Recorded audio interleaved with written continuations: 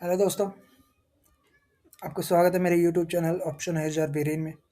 और आज मैं आपके लिए लेकर के आया हूँ 6 अप्रैल 2026 के लिए मार्केट का एनालिसिस।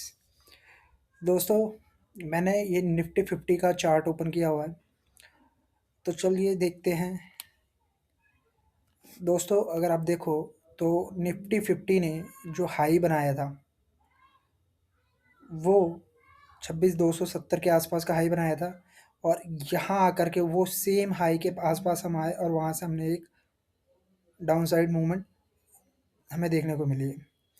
दोस्तों, ये वीकली चार्ट है और आप यहाँ देखो तो एक जो वीकली लेवल पे मैंने जो लो बनाया था वो 21,743 का बनाया था, जहाँ जिसके आसपास हमें सपोर्ट लेते हुए दिख रहे हैं। और एक ये वीकली कैंडल आपको जो ग्रीन मिलती हुई दिख रही है,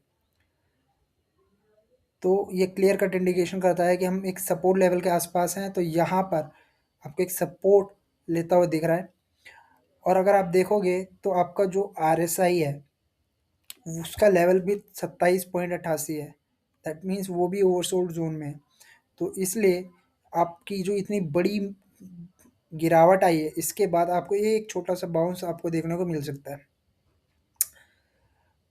और इसके नीचे भी अगर आप देखें तो जो हमने सबसे एक लो बनाया था 3 जून 2024 का, जब हमारा पार्लियामेंट का जब रिजल्ट निकला था और मोदी गवर्नमेंट के आने के चांसेस कम दिख रहे थे, सीटी कम दिखती हुई दिख रही थी, तो उस दिन पर हमने जो लो बनाया था, ये वो लो के आसपास हम पहुंचते हुए नज़र आ रहे हैं।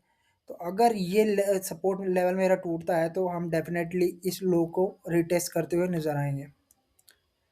ठीक है, तो अभी आप देखो तो यहाँ सेलिंग प्रेशर थोड़ा सा कम होते हुए नज़र आ रहा है। कैसे, आइए देखते हैं। वीकली चार्ट से अब हम चलते हैं डेली चार्ट पर। अब डेली चार्ट पर अगर आप देखो तो मैंने ये 3 मूविंग एवरेज लगाए हुए हैं। कितने, 9, 21 और 25 दिन का डेली ई में मैंने अपने चार्ट पर सेट किया हुआ है। और जो प्राइस है वो आपका इन तीनों लेवल के नीचे ट्रेड कर रहा है। दैट मीन्स क्लियरली आप एक डाउन ट्रेंड में हो। तो आप जब भी डाउन ट्रेंड में होते हो तो आपको एक ऊपर लेवल से एक सेलिंग प्रेशर आपको देखने को ईजिली मिलता है। तो आप देखो तो जैसे ही आप ऊपर आ रहे हो तो आपको एक सेलिंग नज़र आ रही है। जैसे आप गए गैप डाउन होकर के नीचे आए, फिर आप ऊपर गए और गैप डाउन से नीचे आए। और अगर आप एक चीज़ नोटिस करें तो यहाँ आपका जो प्राइस है, आप ये नोटिस करो, मार्केट यहाँ जो RSI की जो स्ट्रेंथ है, जो गिरने की जो स्ट्रेंथ थी, वो थोड़ी सी कम होती हुई दिख रही है। क्योंकि आप ये मैंने RSI लगाया हुआ है और RSI पे आपको एक डाइवर्जेंस देखने को मिल रहा है। ये आपका प्राइस तो कम हो रहा है बट यहाँ जो स्ट्रेंथ है प्राइस के कम होने की वो कम हो रही है। दैट मीन्स सेलिंग प्रेशर कम हो रहा है। रीज़न, आप सपोर्ट के आसपास ट्रेड कर रहे हो। तो जब आप सपोर्ट के आसपास ट्रेड करते हो तो जो सेलिंग प्रेशर होता है वो कम होता है। तो इस केस में हो सकता है आपको एक बाउंस देखने को मिले। बट ये जो बाउंस जब भी होगा तो आपको हायर लेवल पे जब भी मार्केट पहुंचेगा, मीन्स 60 के RSI के आसपास जब भी आप पहुंचोगे आपको एक सेलिंग प्रेशर देखने के लिए ज़रूर आएगा। सो आपको वहाँ जाकर के सेलिंग ज़रूर करनी है। अभी आपका कोई ऐसा ट्रेंड नहीं बना है कि आपका जो है मार्केट जो पॉजिटिव हो गया कल की फ्राइडे की एक अच्छी अप मूव के बाद में, ऐसा कुछ नहीं है। क्योंकि इसके पीछे की भी कुछ रीज़न है। अगर आप कल का SGX निफ्टी देखो तो वो 22,540 पे ट्रेड कर रहा है। और हम जो क्लोज हुए थे वो हुए थे 22,713 पे। मतलब वहाँ से भी फ्राइडे के क्लोज से भी काफ़ी आप नीचे ट्रेड कर रहे हो।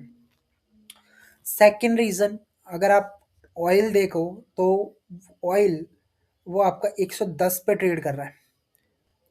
तो जैसे-जैसे ऑयल के प्राइस बढ़ते हैं तो इंडिया को नुकसान होता है। तो इस वजह से भी मार्केट जो ऊपर जाने का नाम नहीं लेगा। तो ऐसे में आपको करना क्या है, सिंपल याद रखना है कि जब भी मार्केट डाउन ट्रेंड में हो तो आपको हायर लेवल पे सेलिंग का मौके ढूँढने हैं। बाय नहीं करना है, सेलिंग के मौके ढूँढने हैं। अब देखते हैं सेलिंग हम कैसे कर सकते हैं, कैसे आपको ट्रेड लेना है। तो इसके लिए मैं चलता हूँ 15 मिनट के चार्ट पे चलता हूँ और थोड़ी देर के लिए मैं ये जो मेरे लेवल है ये मैं इसको हाइड कर लेता हूँ। और मेरा जो फ्राइडे का मेरा हाई है वो था ये, और जो मेरा फ्राइडे का लो है वो था ये।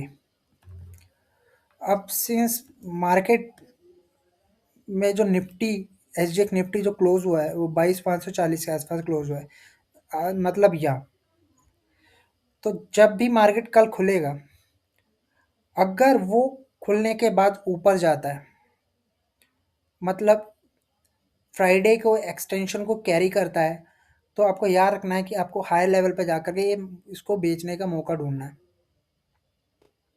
हायर लेवल का मतलब हो गया कि फ्राइडे के हाई के आसपास जब भी आपको एक सेलिंग प्रेशर नजर आए, यानी कि मार्केट गिरता हुआ नजर आए, तो आपको वहां से सेल ट्रेड लेनी है।